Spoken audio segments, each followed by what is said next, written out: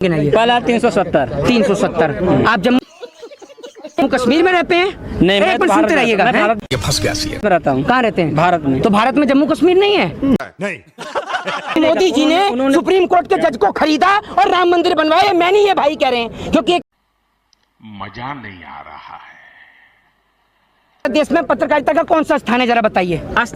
ऐसा मत करो मेरी जान। मोदी जी का काम तो गिना नहीं पाए, मैं झूठ गिना देता हूँ। 2 करोड़ रोजगार, 100 स्मार्ट सिटी, हवाई चप्पल वाले को हवाई यात्रा, 15 लाख रुपए। ठीक है, ये तो चुनाव एजेंडा था। लोग बेकार है भैया, मैं तो टूट गया। मोदी जी को इसलिए बनाया था प्रधानमंत्री कि विदेशी यात्रा पे ही घूमते रहे, इसलिए बनाया था प्रधानमंत्री। विदेशों में वर्चस्व है मोदी का। है? कितने विदेश घूम के आए हैं आप?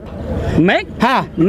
तो दोस्तों, शुरू की क्लिप देखकर आप समझ ही गए होंगे कि वीडियो कैसा होने वाला है, और आप इस वीडियो में देखेंगे कि इस दलाल पत्रकार की मोहित शर्मा कैसे बैंड बजाता है। तो वीडियो में बहुत ज़्यादा मज़ा आने वाला है, तो वीडियो को लास्ट तक देखते रहें। तो चलिए वीडियो को करते हैं शुरू और देखते हैं इस दलाल पत्रकार की कैसे मोहित शर्मा धुलाई करता है। तो चलिए देखते हैं। आप आइए सर, आगे आइए। आप आइए, आपका स्वागत है। हाँ, पहले एक एक करके काम गिने। पहला काम गिनाइए। पहला 370।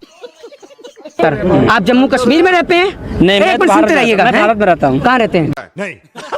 भारत में। तो भारत में जम्मू कश्मीर नहीं है? तो जम्मू कश्मीर से, सुन लीजिए, जम्मू कश्मीर से धारा 370 हटने का यूपी, बिहार, पंजाब, हरियाणा, राजस्थान, इनके लोगों को क्या फायदा हुआ? जम्मू कश्मीर से धारा 370 हटने के बाद नौजवानों को रोजगार मिल गया, बेरोजगारी समाप्त हो गई। एक मुद्दा नहीं है, मुद्दा अच्छा, ये फंस गया सी है। जिस प्रकार की अच्छा, रोजगार मुद्दा ही नहीं है। दूसरा काम गिनाइए। पहले काम गिनाइए। अरे पहले काम कर रहा था, उसे थोड़ा सा राहत मिली है। क्या कहना? दूसरा काम गिनाइए। दूसरा काम गिनाइए। दूसरा काम राम मंदिर। भाई सुन लीजिए, भारत आजादी बहुत बढ़िया, बहुत बढ़िया। भाई ये गोदी मीडिया के एक पत्रकार महोदय बोल रहे हैं राम मंदिर, मतलब राम मंदिर। हाँ, सपना था। सपना भी कराऊंगा पूरा, आपका रुक जाइए। ये कह रहे राम मंदिर, राम मंदिर यानी ये कह रहे मोदी जी ने बनवाया है। तो एक बात, यानी मोदी जी ने सुप्रीम कोर्ट के जज को खरीदा और राम मंदिर बनवाया। मैं नहीं, ये भाई कह रहे हैं, क्योंकि ये कह रहे मोदी जी। ये फंस गया सी है। मैंने कहा मोदी जी के 5 काम गिनाओ, आपने कहा राम मंदिर बनाया है। मैं तो ये कह रहा हूँ, उन्होंने राम मंदिर पे जो मुद्दा था बीजेपी का, हाँ, उसने खत्म किया। हाँ, एक बात आप मुझे बताइए, जो 3 तलाक का जो मुद्दा था,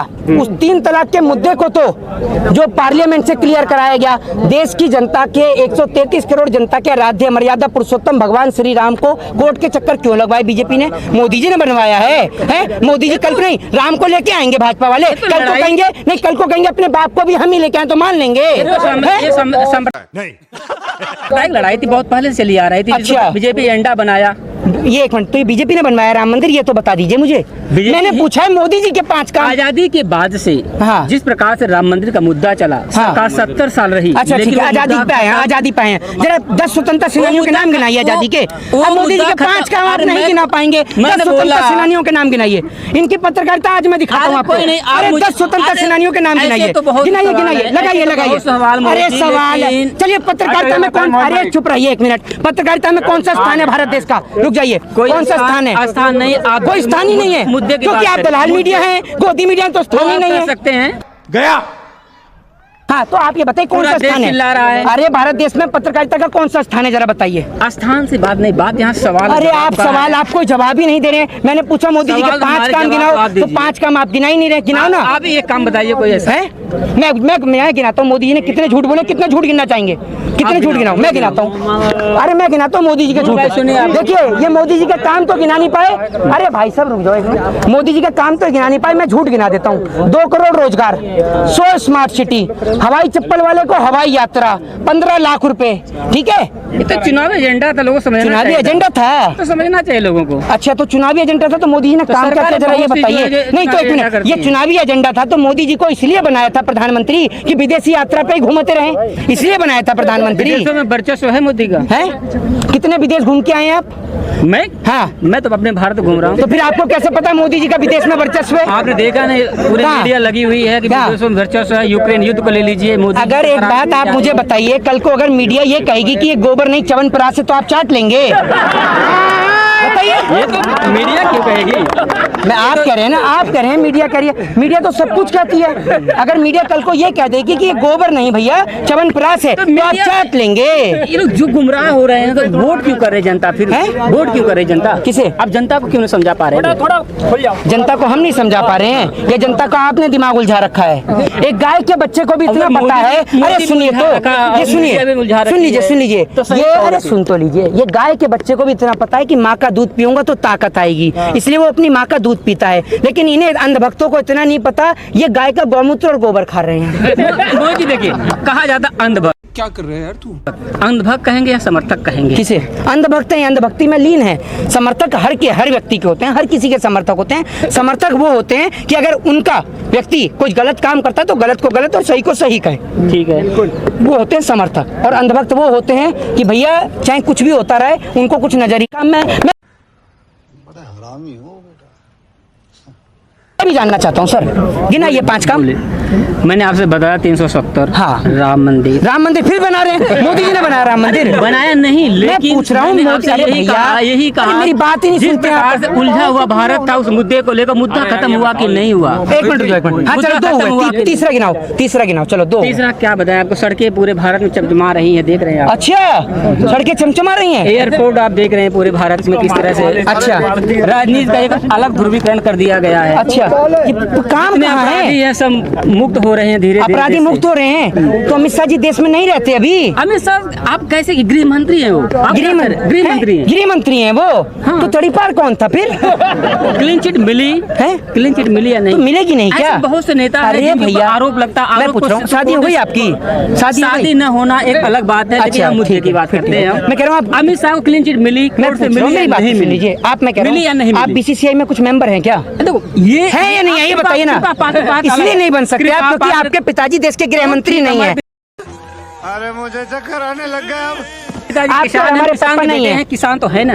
अरे भैया यहाँ जिसको देखो वो किसान का बेटा है। मोदी जी भी किसान के बेटे हैं, आप भी किसान के बेटे हैं। कौन? वो तो चाय वाले। वो कहते मैंने चाय बेची है। चाय की केतली दिखा दीजिए, चाय का स्टेशन तो मिला ही नहीं है। पुरानी केतली देख लेंगे, क्या हुआ है कोई केतली? भाई साहब मोदी जी का बस नहीं चल रहा। अभी तक किसी पत्रकार ने इनसे ये नहीं पूछा कि मोदी जी इसरो के बारे में क्या कहेंगे, वरना मोदी जी यही कहते कि मित्रों, भाइयों, बहनों, इसरो से मेरा बचपन का नाता है। अब मीडिया वाले पूछेंगे कैसे, तो मोदी जी बताएंगे ऐसे कि जब मैं स्कूल में पढ़ता था तो मेरे से क्लास टीचर कहती थी कि लड़कियां उस रो में बैठेंगी और आप इस रो में बैठेंगे, तो मैं इस रो में हूं। ये आप समझ लीजिए। मोदी जी गुमराह जनता क्यों हो रही मोदी की बातों से? क्यों गुमराह क्यों होती जनता, आप बताइए। सलमान बेटी का जो धरना हो रहा है, हाँ, लेकिन बीजेपी वाले तो ये कह रहे हैं ना कि भाई ये जो धरना है पहलवानों का नहीं है। हाँ। ये धरना है, ये कांग्रेस वालों का है। अच्छा, अगर कांग्रेस के पास इतना वोट है तो कांग्रेस फिर भी विपक्ष में बैठी है, ये बताइए ना आप मुझे। इसका मतलब ईवीएम में गड़बड़ है फिर तो।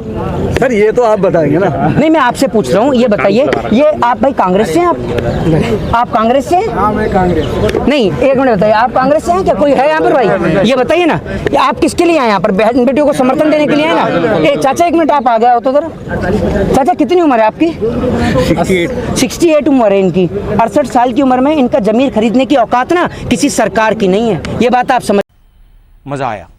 तो देखा दोस्तों आपने, मोहित शर्मा ने कैसे बेबाकी से जवाब दिया और इन सभी दलाल पत्रकारों की बोलती बंद कर दी। वीडियो को लास्ट तक देखें क्योंकि वीडियो में बहुत ज़्यादा मजा आने वाला है। तो लास्ट की क्लिप देखना बिल्कुल भी ना छोड़ें। तो चलिए देखते हैं वीडियो। लीजिए, ये यहाँ आकर हम जैसे बच्चों को सिखा रहे हैं कि जब बात आपके देश की हो, आपकी मिट्टी की हो, जब बात आपकी देश की बेटियों की हो, तो किस प्रकार से अपने हक और अधिकार की लड़ाई लड़ी जाती है, वो हम इन जैसे लोगों से सीखते हैं। और हमारे को बड़ा गर्व और हमारी छाती चौड़ी होती है कि जिस आज़ादी के लिए हमारे देश के पूर्वजों ने अपनी जान कुर्बान करी, देश के स्वतंत्रता सेनानी के तौर पर काम किया, आज हम उस आज़ाद मुल्क में हम रहते हैं और हमें गर्व है इन जैसे लोगों पर। और मैं सैल्यूट करता हूँ इन जैसे लोगों पर जो यहाँ पर आते हैं। और ये आप इन्हें कांग्रेस का कहेंगे?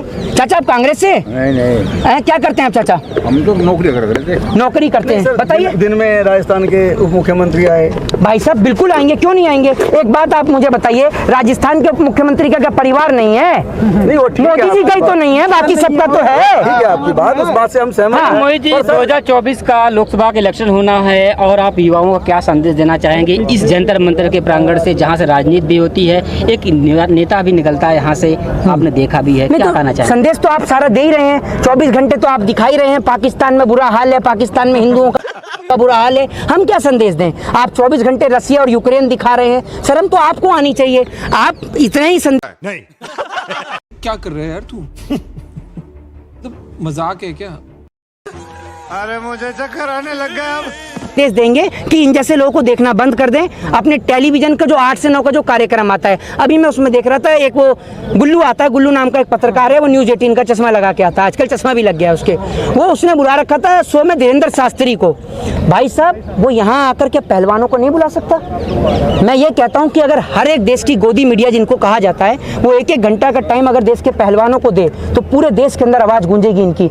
आज पूरे रोड पर बैरिकेड इधर से उधर लगा के बंद कर दिए हैं। इस पीछे वाले रोड से बसें निकल कर जाती थी ताकि लोगों को पता ना चले कि यहाँ पर क्या हो रहा है, क्या नहीं हो रहा है। इस कारण से बैरिकेड लगा के यहाँ बंद कर दिया गया है। आप माने ना माने, इस देश के अंदर नरेंद्र मोदी जी पूरी तरीके से डिक्टेटरशिप यानी तानाशाही स्थापित करना चाहते हैं। ये बात आपको समझनी मोहित जी, होगी। मगर लोग क्या कर रहे हैं यार तू? ये कहते हैं कि मुझे नरेंद्र मोदी से कोई दिक्कत नहीं है, उनकी चुप्पी से दिक्कत है। जी भाई साहब, मैं आपको एक बात बता दूं, नरेंद्र मोदी जी वैसे भी कौन सा कुछ करें, चुप रहे, कोई दिक्कत नहीं है, लेकिन कम से कम ब्रजभूषण को गिरफ्तार तो करवा दें। क्यों नहीं गिरफ्तार कराते हैं? नहीं, वो तो ब्रजभूषण जी ने भी कहा, अगर मोदी जी कह देंगे, अमित शाह जी कह देंगे तो मैं इस्तीफा दे दूंगा। अरे मोदी जी अमित शाह तो कहेंगे ही नहीं, क्योंकि आपने पार्टी फंड में इतना मोटा चंदा देते हैं। मोदी और अमित शाह कहाँ से कह देंगे? कैसी बात कर रहे हैं आप? कह देंगे आप? भाई साहब, आप, मैं आपसे इसीलिए कहता हूँ, ये जो मोदी जी की दलाली करके आपके भी आधे साफ हुए हैं, इतनी मत करिए, पूरे हो जाएंगे। इसीलिए कह रहा हूँ आपसे। क्यों छोड़ दें? आप युवाओं को बोलिए जो 2000 क्यों छोड़ दें सर? आप मोदी जी की इतनी जो तारीफें करते हैं, जरा यहाँ भी गिनाइए तारीफ। मैं तारीफ संबित पात्रा के सामने सारी तारीफ गिनाएंगे, हमारे सामने भी गिनाइए। मेरा कहने का मतलब जो युवा है वो भी यूथ भी भाग जा रहा है, क्या कारण है? यूथ क्यों नहीं भड़केगा? 24 घंटे नहीं, 24 घंटे आप जब यूथ क्यों नहीं भड़केगा? आप यूथ देखिए सही रास्ते पे आएगा जब आप धीरेन्द्र शास्त्री जैसे लोगों को इंटरव्यू लेंगे। आप उनकी जगह इंटरव्यू लेने का काम करिए। IAS IPS का इंटरव्यू लीजिए ना, आप क्यों नहीं लेते? आप डॉक्टर्स का लीजिए, आप इंजीनियर का लीजिए, एडवोकेट का लीजिए। आप जैसे लोगों का इंटरव्यू लेंगे वैसे ही लोगों को तो देश सुनेगा। जब आप इंटरव्यू ले रहे हैं उनका, धीरेन्द्र शास्त्री का, लोग कह रहे हैं कि वो 26-27 साल का लौंडा जो है वो हिंदू राष्ट्र की मांग कर रहा है। अगर वो पढ़ा लिखा होता तो संविधान वाले राष्ट्र की मांग करता, नहीं मजा आया। पढ़ा तभी हिंदू राष्ट्र की मांग कर रहा है। एक बात बताइए, ये भारत धार्मिक देश है, बहुत धार्मिक देश है, हाँ। बहुत से धर्म यहाँ पर है। जो युवा हैं, हाँ। जो लोग वही देखना चाह रहे हैं और धीरेन्द्र शास्त्री लोगों को अपनी तरफ वही दिखाना चाह रहे हैं। हाँ। नहीं, इस देश का नौजवान नहीं, इस देश का नौजवान ये देखना चाहता है हिंदू राष्ट्र। अभी आपने देखा बिहार में कितना बड़ा जो कि आंदोलन हुआ। मैं नहीं देखता, आप देखते हैं। आप आचार्य होंगे आपके, आप मानते हो कि मैं नहीं देखता? आचार्य नहीं, मेरा कहने मतलब यूथ है साथ में। क्यों देखेंगे हम? साथ जैसे लोग तो हाँ, तो मैं तो 100 साल का बुढ़ा हो गया ना, मैं तो 100 साल का बुढ़ा हो गया, हम तो नहीं देखते। तो ये क्यों देखेंगे हम? आज इन युवाओं को वैज्ञानिकों की तरफ बढ़ना चाहिए, सोशल इंजीनियरिंग करनी चाहिए और चीजों डेवलप। तो एक बात आप मुझे बताइए, नहीं आप लोग दिखाते यही हैं, आप लोग दिखाते यही हैं। 24 घंटे नहीं दिखाते क्या मीडिया पर? 24 घंटे यही दिखाते हैं। आप चर्चा करिए एजुकेशन के ऊपर, हेल्थ के ऊपर, डेवलपमेंट के ऊपर, देश के विकास को लेकर कि देश का कैसे प्रोग्रेस किया जाए, उसके ऊपर चर्चा करिए, तो देश के नौजवान उसे सुनेंगे। जय हिंद, जय भारत, वंदे मातरम। तो दोस्तों, फाइनली वीडियो को होता है यहीं पर एंड। और वीडियो आपको पसंद आया हो तो वीडियो को फटाफट से लाइक कर दें और चैनल को सब्सक्राइब कर दें। और मोहित शर्मा के लिए आपकी क्या राय है? आप लोग अपनी राय कमेंट सेक्शन में दे सकते हैं। और मोहित शर्मा के लिए एक लाइक तो बनता है। यह बंदा अपनी बेबाकी से सवालों के जवाब देता है। तो चलिए मिलते हैं फिर आपसे एक नई वीडियो में, तब तक के लिए बाय बाय, जय।